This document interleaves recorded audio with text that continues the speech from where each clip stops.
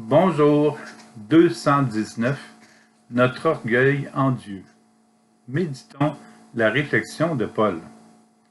Frères, vous qui avez été appelés par Dieu, regardez bien. Parmi vous, il n'y a pas beaucoup de sages aux yeux des hommes, ni de gens puissants ou de haute naissance. Au contraire, ce qu'il y a de fou dans le monde, voilà ce que Dieu a choisi pour couvrir de confusion les sages. Ce qu'il y a de plus faible dans le monde, voilà ce que Dieu a choisi pour couvrir de confusion ce qui est fort.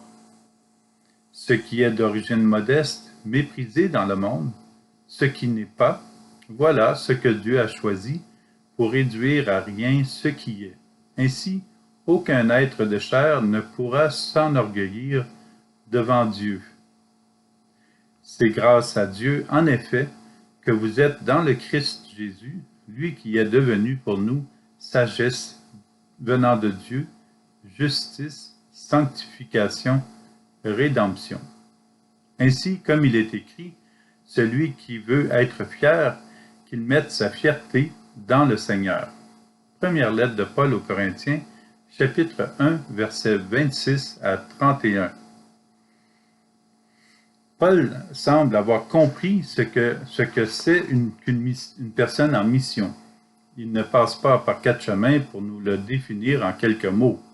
Fou, faible, modeste, méprisé.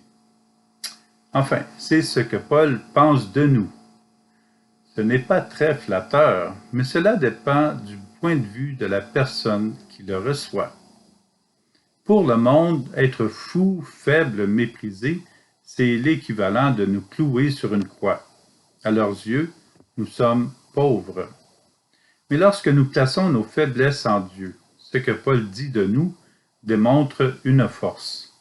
Car la force ne vient pas de notre orgueil, de notre savoir-faire, de notre sagesse, mais de Dieu. Nous plaçons notre orgueil en Dieu. Nous sommes fous de croire en un Messie crucifié. Nous sommes méprisés de suivre Jésus.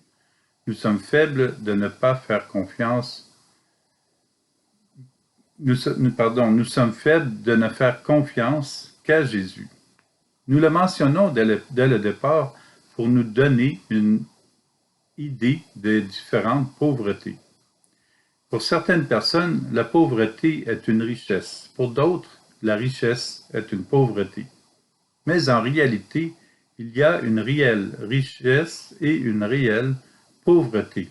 Et tous les humains se situent entre ces deux pôles. En vous disant ceci, nous sommes invités à méditer sur nos différentes expériences personnelles de pauvreté et sur les différentes pauvretés que nous observons autour de nous. Ces pauvretés entrevues, nous pouvons les remettre à Jésus.